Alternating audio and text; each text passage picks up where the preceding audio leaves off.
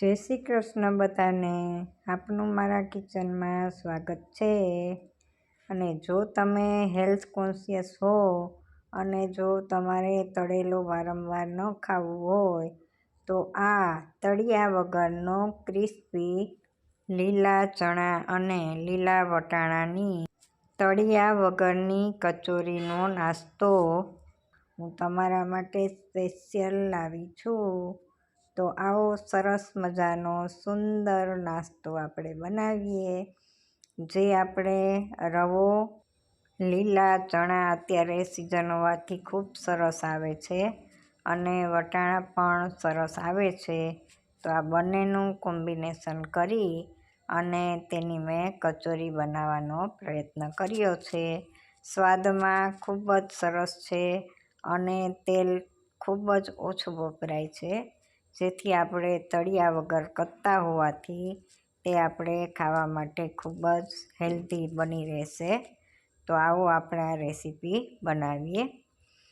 સૌ પ્રથમ અહીં આપણે ચણા અને વટાણાને બાફવા માટે મૂકવાના છે.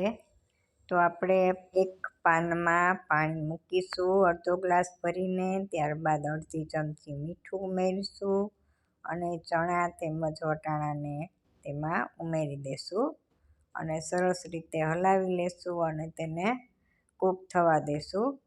7 થી 8 મિનિટ જેવા થશે એટલે આપણે દાણો ચેક કરીને જોઈ લેશું કે બરાબર ચડ્યા છે કે નહીં.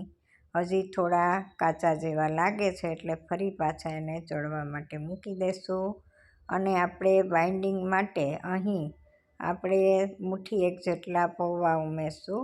તો એને સરસ રીતે ધોઈ અને આપણે પલળવા માટે રાખી દઈશું. તો આ રીતે પૌવાને 2 વખત પાણીથી ધોઈ લીધા છે.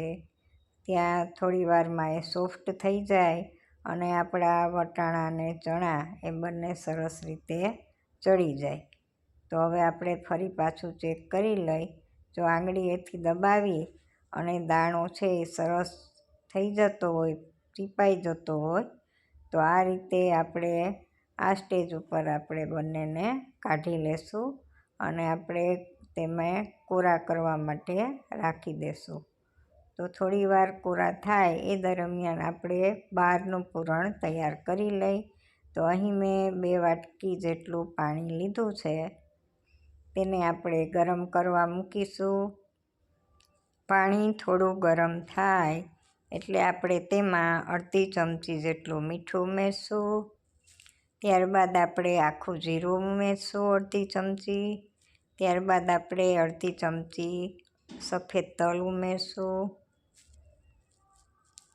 થોડા ચીલી ફ્લેક્સ ઉમેરશું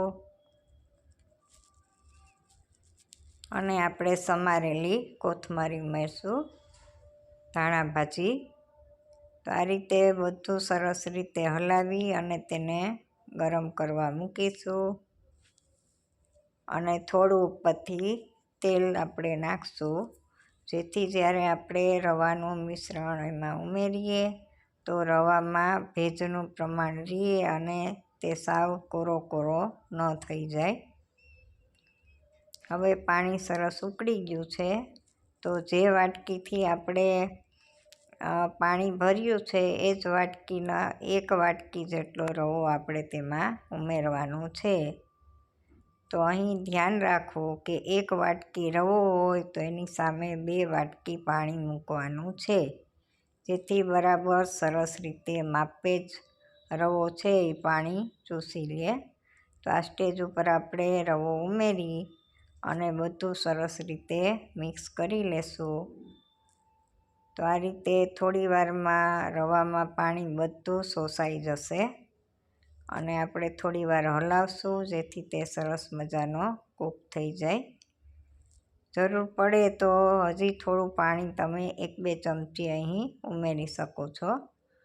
તો આ રીતે બધું મિશ્રણ થઈ જાય ત્યારબાદ ઉપરથી થોડું તેલ ઉમેરી અને ફરીથી આપણે તેને ઢાંકી અને ગેસ બંધ કરી અને આપણે એને રાખી દેવાનું છે. હવે આપણે ચણા અને વટાણા ઠરી ગયા છે તો આપણે એને મેશ કરી લેશું. તો આ રીતે હળવે હળવે દબાવી અને તેને સરસ રીતે મેશ કરી લેવાના છે. ત્યારબાદ આપણે તેમાં કોઈ પણ ઘરમાં રહેલી સેવ, પછી ચણાના લોટની હોય કે આલુ સેવ હોય કે કોઈ પણ સેવ અહીં ઉમેરી અને તેને પણ આ રીતે ધીમે ધીમે ક્રશ કરી લેશું. ટૂંકમાં અહીં સેવ ઉમેરવાની એટલે જરૂર છે કે ચણા કે વટાણામાં જો કંઈ પાણીનો ભાગ રહ્યો હોય તો એ આ સેવ છે એ શોષી લેશે. અને હજી આપણે થોડા પૌવા જે પલાળીને રાખ્યા હતા એ બાઇન્ડિંગ માટે છે.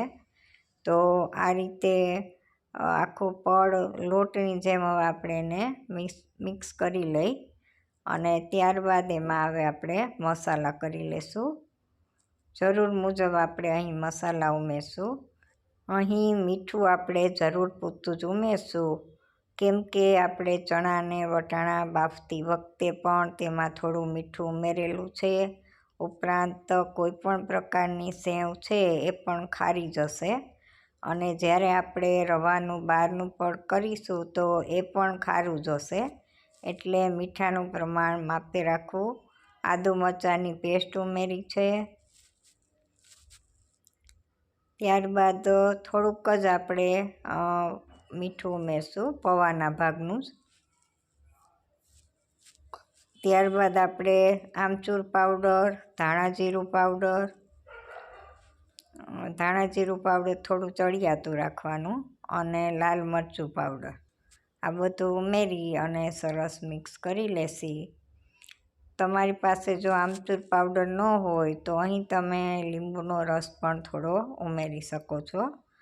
ટૂંકમાં આ પૂરણ જેટલું કડક હશે ને તો બહાર આપણે જે કચોરી ફ્રાય કરશું, સેલો ફ્રાય, તો એ કચોરીનું પડ લાંબો સમય સુધી બહારનું પડ કડક રહેશે. પણ જો અહીં આ પૂરણ વધારે ભેજવાળું હશે તો એ કચોરી લાંબો સમય સુધી બહારનું પડ કડક રહેશે નહીં. તો અહીં ખાસ ધ્યાન રાખવું. તો આ રીતે આપણે બધા મિશ્રણના ગોળા વાળી લેવાના. તો આપણે હવે રવાના મિશ્રણમાંથી પણ સરસ રીતે એને મસળી અને એના ગોળા વાળી લેશું. તો તમે જોઈ શકો છો કે ખૂબ જ સરસ ચડી અને લોટ એકદમ મસ્ત થઈ ગયો છે. તો આ રીતે આપણે સરસ હળવા હાથે મસળી લેવાનો છે અને પછી થોડું તેલ લગાવી, આમ તો તેલ આપણે છેલ્લે ઉમેર્યું હતું એટલે લગભગ જરૂર નહીં પડે, પણ બહુ હાથમાં ચોંટે એવું લાગે તો અહીં તમે થોડું તેલ લગાવી અને મસળી અને પછી આ રીતે લુવા વાળી લેજો. ત્યારબાદ એક લુવો લઈ અને તેને હથેળીથી થેપી વચ્ચેના ભાગમાં થોડો જાડો અને કિનારીએથી થોડી પાતળી એવી પૂરીનો શેપ આપી અને પૂરણનો ગોળો મૂકી અને આ રીતે સરસ બધી કચોરી આપણે વાળી લેવાની છે. ક્યાંય પણ તળ ન રહે એનું ધ્યાન રાખવું. તો આ રીતે બધી કચોરી હળવે હાથે દબાવી અને કિનારીએથી પતલી રાખી અને આ રીતે દરેક કચોરી મેં વાળી લીધી છે.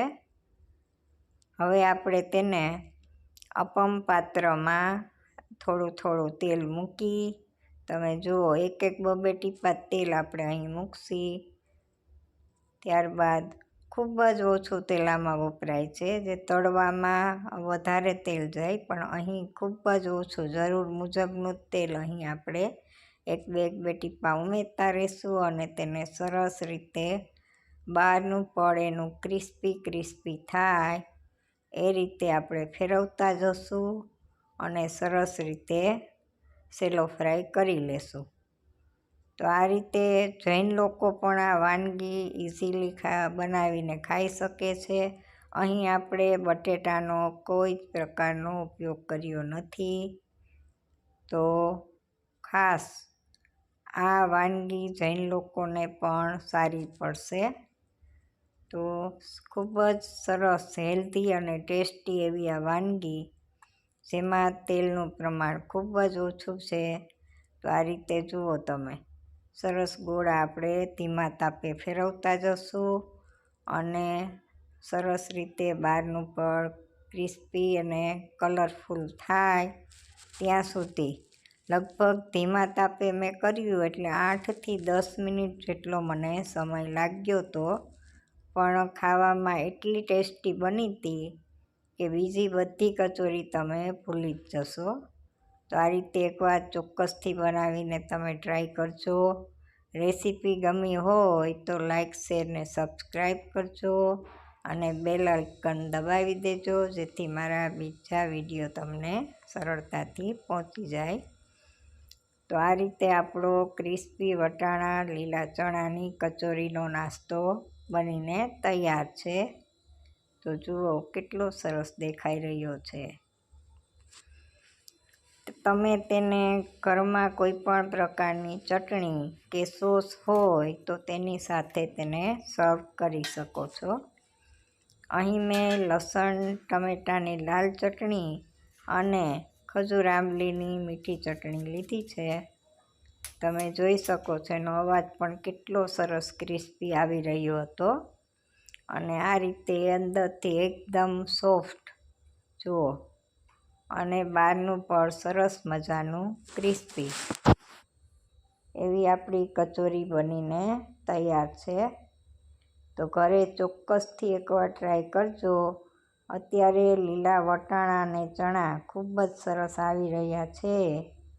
તો આ રીતે એકવાર નવો નાસ્તો બનાવજો અને ઘરમાં બધાને ગરમા ગરમ કચોરી ખવડાવજો. ગમે ત્યારે નાસ્તામાં કે સાંજે ભૂખ લાગે ત્યારે કે બાળકોને લંચ બોક્સમાં આ નાસ્તો આપણે આપી શકીએ છીએ. હેલ્ધી અને ટેસ્ટી એવો મસ્ત મજાનો ક્રિસ્પી ને ચટપટો નાસ્તો તૈયાર છે.